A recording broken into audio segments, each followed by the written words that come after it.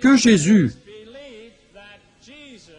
domine toute leur vie, qu'il fut enterré, qu'il ressuscita le troisième jour pour revenir parmi eux.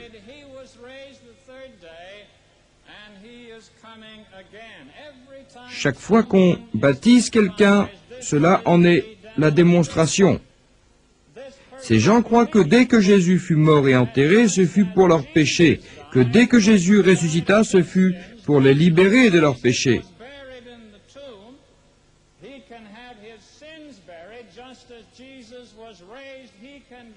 Alors ces gens croient recevoir le Saint-Esprit et vivre ainsi que Dieu l'entend de son peuple.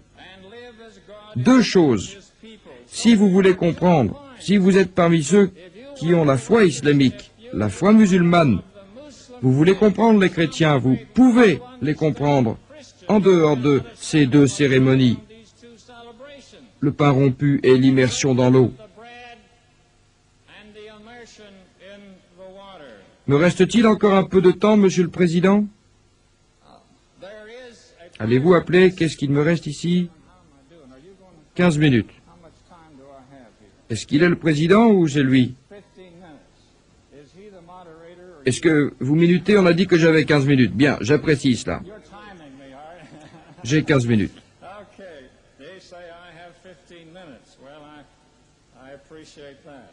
Jésus, en grand témoin de Dieu sur la terre, a essayé de nous dire que Dieu veut offrir à son peuple une vie meilleure.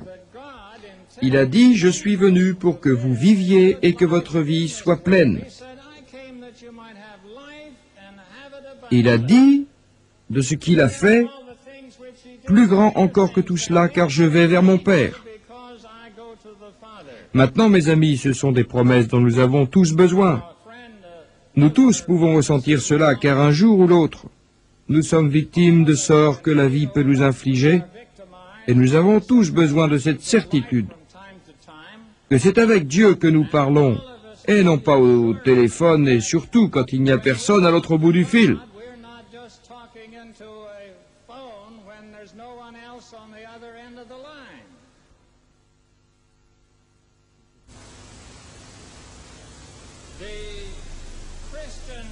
S'il se comporte comme un bon chrétien, il doit montrer que la toute-puissance de Dieu est associée au nom de Jésus-Christ, parce que celui-ci a dit, « Si vous demandez des choses à mon nom, elles vous seront exaucées. »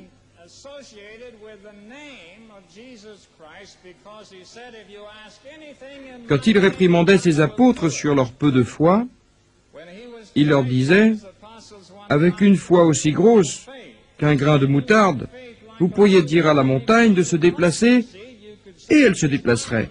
Rien, absolument rien ne vous sera impossible. » Maintenant, est-ce que cette promesse vous intéresse? À tous les coups, si Jésus est un prophète, il ne fait pas de telles promesses sans être sûr de leur résultat. Il a dit, si vous demandez, je ne vous promets rien. Mais rien n'est impossible. Maintenant, je suis la démonstration probante de cette promesse. J'aurais dû mourir il y a 2 ans. Et bien sûr d'autres fois par le passé, mais j'ai survécu. J'en suis convaincu parce que Dieu a rendu ce vieil homme que je suis capable de faire ce qui lui était impossible. Et ce soir, ma présence en est la preuve. Je suis persuadé que je vais rester dans ce monde aussi longtemps que possible pour prouver par mes prières, non pas parce que je suis bon ou autre chose, mais parce que je prie, selon la volonté de Dieu, qu'il arrive des événements comme jamais auparavant.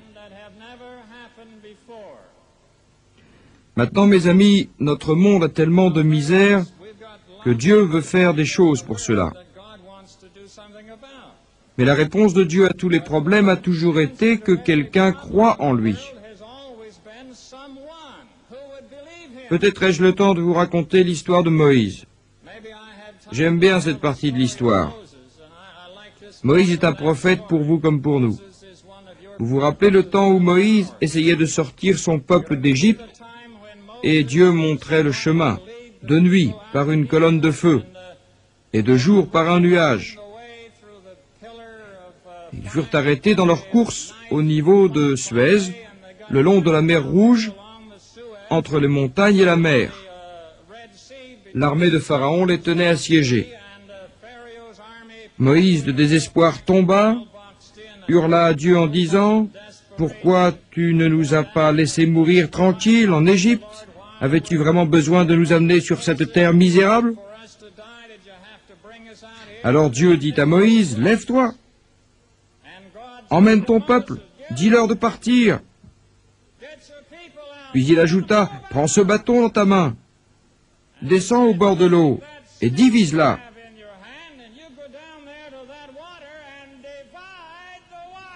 Dans la traduction grecque des Écritures hébraïques, faite quelques centaines d'années avant la naissance du Christ,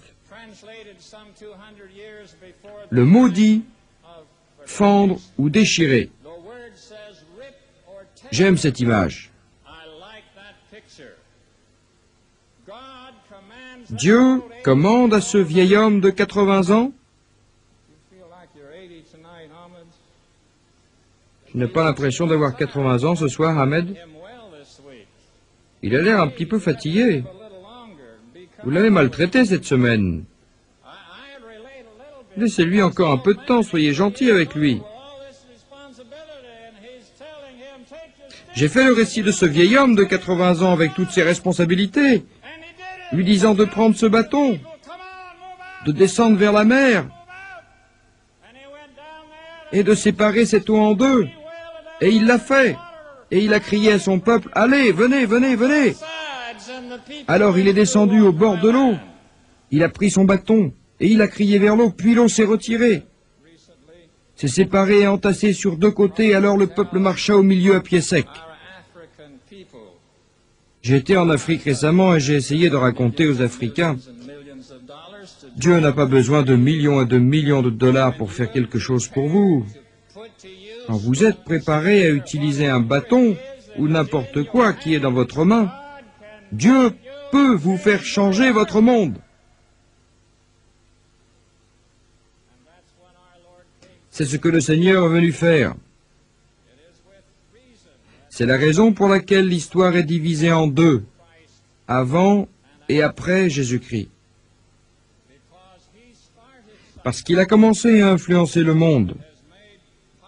C'est ainsi que sur la terre, les choses ont complètement changé.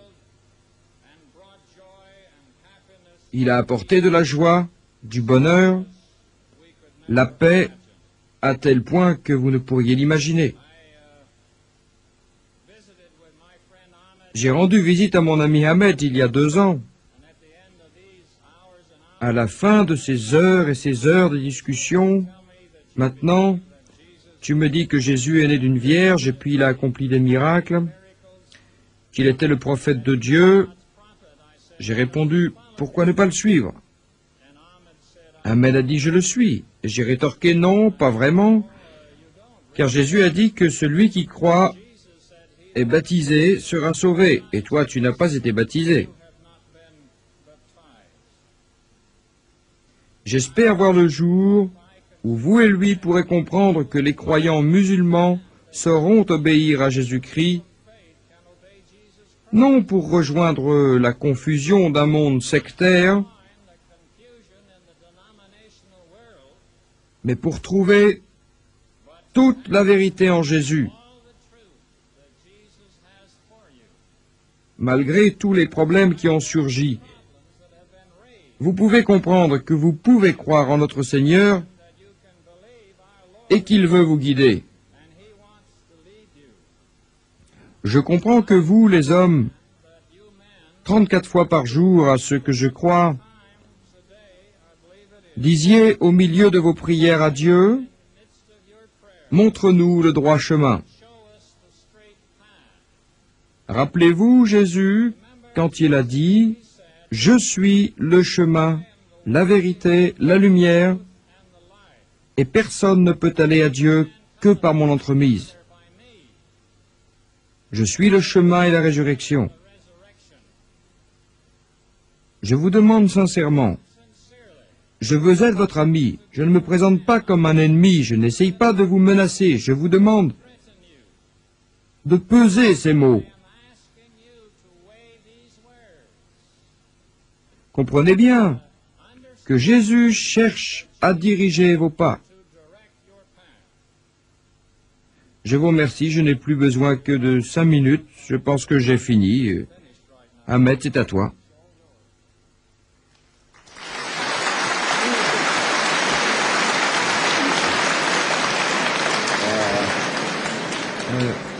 Merci Clark, mais j'ai un ou deux mots à dire.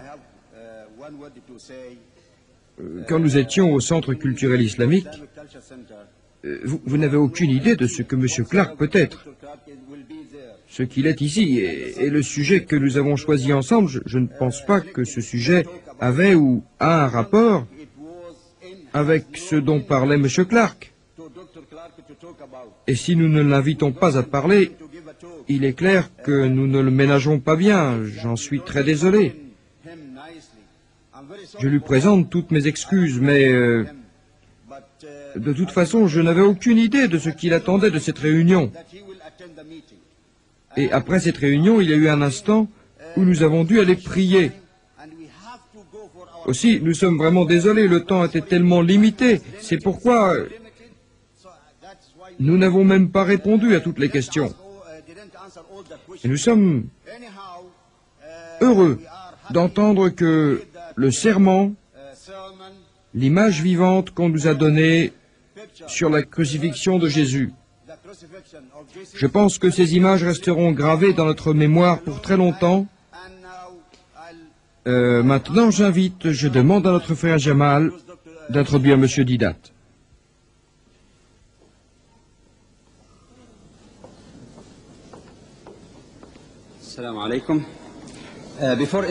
Avant d'introduire notre second conférencier, je voudrais faire juste une petite annonce pour que ceux des frères et sœurs qui n'ont pu trouver de siège essaient de trouver une place n'importe où ils peuvent parce qu'il n'y aura pas de pause car nous en sommes au début.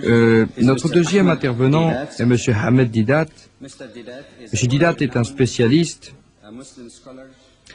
un écrivain de renommée mondiale concernant l'islam. Il a tout particulièrement développé son intérêt sur les religions comparées. Il a écrit à peu près 25 traités sur le sujet. M. Didat a voyagé de par le monde et a participé à des conférences, des séminaires, des débats en Europe, Moyen-Orient, en Afrique et aux États-Unis. M. Didat dirige aussi une organisation caritative fameuse à Durban, en Afrique du Sud. Cette organisation édite, parmi d'autres choses, des écrits libres sous forme de livres, des cassettes audiovisuelles. L'organisation de la soirée devrait être de 50 minutes. Comme le professeur Clark a appris, M. Didat parlera pendant 40 minutes et 10 dernières minutes seront données à M. Clark. Après M. Didat.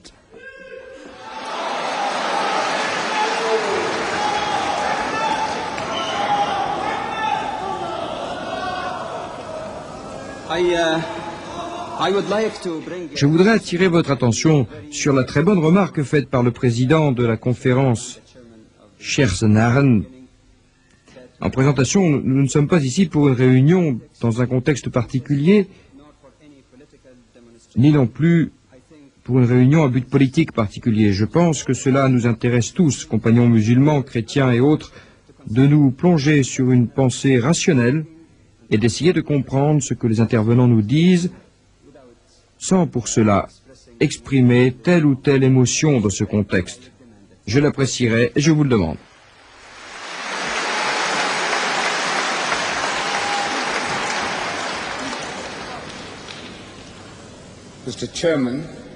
Monsieur le Président, si vous le permettez, je souhaiterais que mes frères et sœurs tous se lèvent 1 minute. Respirez profondément, s'il vous plaît. Remplissez vos poumons avant de vous asseoir. Comme ça, je sais que vous serez plus détendu quand j'aurai commencé. Prenez une profonde respiration. Take a deep breath, yes. Mashallah. Ouais.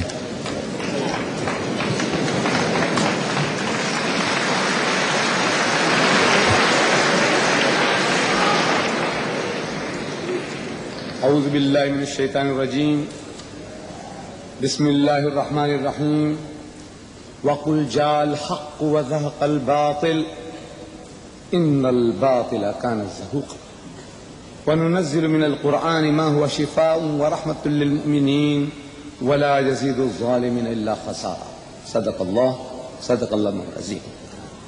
Mr. Chairman, Monsieur le Président, mes frères,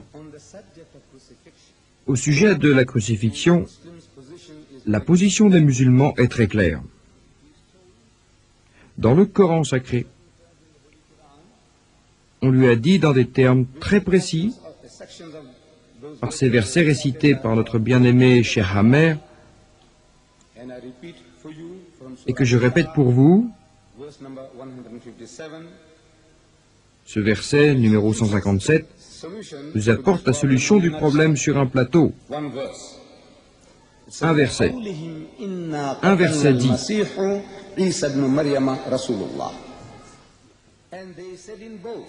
et ils ont dit dans leur fierté, les Juifs, ils ont affirmé avoir tué Jésus-Christ, le fils de Marie, l'apôtre de Dieu. Et en réponse, ils ne l'ont pas tué ni crucifié, mais quelqu'un lui ressemblant a été à sa place de manière à ce qu'il le croie.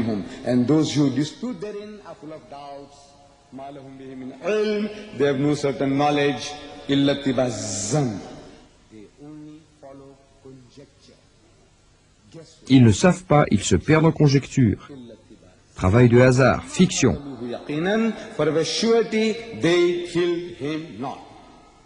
Ils ne l'ont vraiment pas tué. Maintenant, je vous le demande, Monsieur le Président et mes frères, peut-on être plus explicite, plus absolu, plus dogmatique, quand on modifie une telle idée? À la pensée de nos frères chrétiens qui sont persuadés qu'il est mort pour leurs péchés, il a été crucifié, je dis. Peut-on être plus absolu? C'est impossible. Dieu le Tout-Puissant, Maître de l'univers, est le seul à pouvoir faire ça. Il est unique. Et les musulmans en réponse à cela, Dieu dit, nous croyons et nous affirmons. Il n'a besoin d'aucune preuve. Les musulmans n'ont besoin d'aucune preuve. Voici le livre de Dieu, et le livre de Dieu a été fait pour en établir pleinement la preuve. Un verset. Mais nos frères chrétiens vont nous dire, regardez, mais d'où tenez-vous cela? Cette pensée a été révélée dans le Coran. Et d'où vient le Coran? Vous voyez, il a été révélé par le Dieu Tout-Puissant à notre saint prophète Mohammed. Puisqu'ils ne croient pas au